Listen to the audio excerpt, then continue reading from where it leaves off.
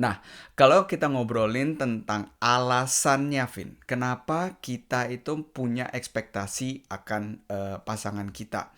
Yang pertama buat nyambung contoh yang barusan gue udah kasih ya. Kayak misalkan gue berekspektasi bahwa kalau gue jadian sama dia, gue akan menemukan kebahagiaan atau gue akan merasa terlengkapi. Jadi alasannya itu menurut gue salah satunya adalah gue punya sebuah kekosongan di dalam diri gue atau ketidakpuasan akan kehidupan gue atau ada something is missing, ada sesuatu yang Hmm, ngeganjel dalam hidup gue gitu ya. hmm, Either gue sadar atau enggak itu pertanyaan lain lagi, tapi gue ngerasa akan ada hal itu dan gue berusaha untuk menutupinya atau menyelesaikan masalah ini kalau gue melabelkan kondisi gue sebagai masalah hmm. dengan bantuan faktor luar, yaitu dengan bantuan pasangan gua. Itu bisa menjadi salah satu alasan kenapa gue jadi punya ekspektasi akan pasangan gua. Nah, alasan yang kedua menurut gua adalah ekspektasi itu juga terbentuk dari memori-memori yang kita punya di masa lalu kita. Contohnya, kalau misalkan gua ngelihat misalkan bonyok gua mereka berumah tangga dengan sistem seperti ini, fungsi nyokap gua di dalam rumah tangga ini seperti ini, fungsi bokap gua di rumah tangga itu seperti itu, dan gua secara tidak langsung mengambil kondisi tersebut, mengambil memori tersebut menjadi sebuah standar. Dan Hmm. again ya, standarnya bukan positif atau negatif, tapi itu adalah mashtab. Mashtab tuh ya standar sih. Itu adalah standar yang gue tahu tentang sebuah relationship misalnya. Yang menyebabkan kalau gue masuk ke sebuah relationship, gue jadi punya ekspektasi secara tidak sadar bahwa hubungan gue dengan dia ya kurang lebih tuh akan memenuhi fungsi-fungsi yang sama dengan apa yang gue lihat di hubungan bokap Ya, nyokap gue misalnya ya. gitu. Jadi itu sih kalau menurut gue dua alasan gitu ya atau dua akar dari ekspektasi terhadap pasangan menurut pandangan gue. Hmm, setuju sih. Itu mungkin ada satu poin lagi yang mau gue tambahin. Kayak misalkan, kayak tadi Hmm. lu sebut dari pengalaman gimana lu melihat hubungan orang tua lu gitu ya. Itu menurut gue juga Hmm. bisa two ways. Baik kayak misalkan lu kalau melihat sosok bokap lu gitu ya. Misalkan Hmm. sangatlah penyayang dan lu sangat dekat dengan bokap lu gitu. Ya lu ntar Hmm. kemungkinan besar lu akan expect bahwa pasangan lu juga bisa menjadi seperti sosok bokap lu gitu. Tapi bisa juga Hmm. Hmm. kebalikannya, kayak misalkan kalau bokap lu misalkan orang yang pemarah atau kasar gitu ya, suka main tangan bla bla bla gitu Hmm. yang sifatnya negatif.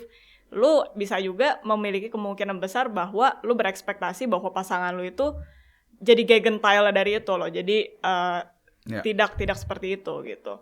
Dan Ya. mungkin ada satu lagi sih Bay yang kayak membuat kita punya ekspektasi tinggi itu menurut gue kayak racun dari masyarakat gitu loh.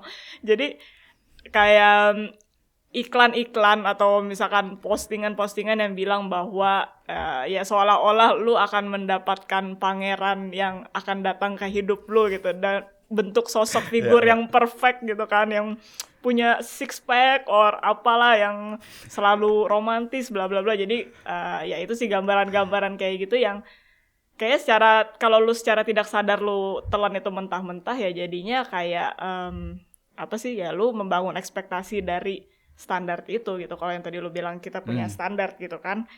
Nah, Ya. dan kalau lu berekspektasi, menurut gua lu juga harus siap untuk menerima konsekuensi yang ada sih, Bay. Kalau tadi Hmm. di awal gue bilang ada definisi dari ekspektasi adalah bahwa lu attach dengan hasilnya atau attach dengan result yang lu nantikan gitu ya.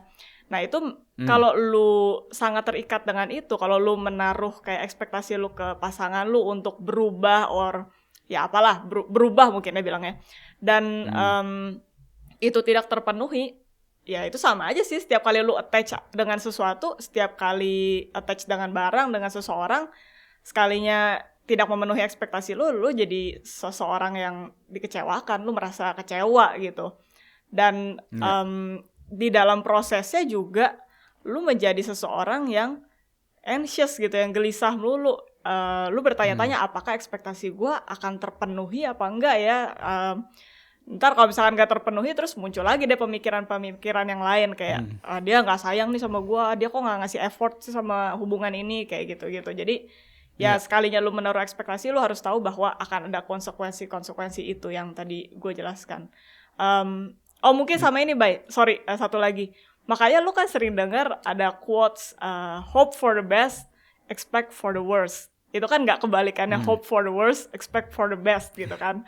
Nah, itu karena again, kalau lu expect itu dengan attachment itu, ya lu kalau bisa taruh standar ya udah the worst gitu. Kalau misalkan kejadian yang lebih baik ya lu bakal happy, tapi kalau misalkan enggak ya udah lu udah taruh yang hasil yang terburuk gitu. Lu udah menyiapkan diri lu untuk hasil yang terburuk kayak gitu sih.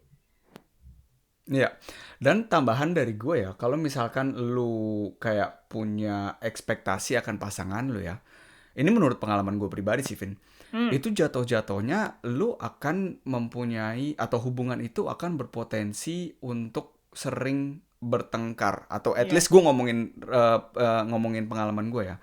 Kenapa bertengkar? Karena yang tadi lu bilang, Vin, bahwa lu secara tidak sadar lu akan menjadi korban yang selalu dikecewakan akan ekspektasi-ekspektasi lu sendiri.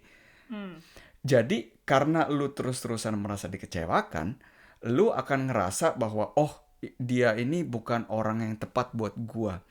Yang menyebabkan itu juga menjadi, sebenarnya itu adalah sebuah pengertian yang toksik gitu ya menurut gua ya. Dimana standar lu untuk mendapatkan pasangan yang tepat, atau pasangan yang tepat menurut lu adalah pasangan yang bisa memenuhi ekspektasi-ekspektasi lu, which is it's just not the case gitu ya kalau menurut gua gitu loh. Karena ya again gitu loh, gini aja deh, gimana pasangan lu bisa tahu apa yang lu expect dari dia kalau lu pertama tidak memberitahukan hal tersebut ke dia, ya kan? Itu kan balik lagi ke tema bahwa di setiap relationship kita setuju gitu ya bahwa komunikasi itu adalah A und O, kalau kita nyebutnya di Jerman tuh gitu. Komunikasi itu adalah kunci gitu loh. Nah, menurut gua pribadi ya komunikasi itu bisa menurunkan volume ekspektasi. Ngerti nggak? Yeah. Jadi lu udah nggak ada, karena itu udah diomongin, lu udah tidak berekspektasi lagi bahwa, kan ekspektasi kalau menurut definisi gue di awal adalah keadaan di mana lu mengira-ngira atau lu meyakini sesuatu akan terjadi di masa depan gitu kan. Nah, karena lu udah omongin, ya lu udah jadi nggak usah ngira-ngira lagi gitu. Lu jadi bisa obrolin dan semuanya jadi terbuka. Oh, ekspektasi lu tuh kayak gini. Oke, gue bisa penuhin. Oke, gue nggak bisa penuhin. Kenapa? Dan kawan-kawan lainnya. Itu menurut gua sih salah satu hal yang bisa lu erwarten atau lu bisa expect lu bisa expect ironi. Lu bisa ini yang bisa muncul juga gitu ya kalau lu punya ekspektasi dengan kepada pasangan lu. Potensi untuk bertengkar itu tinggi.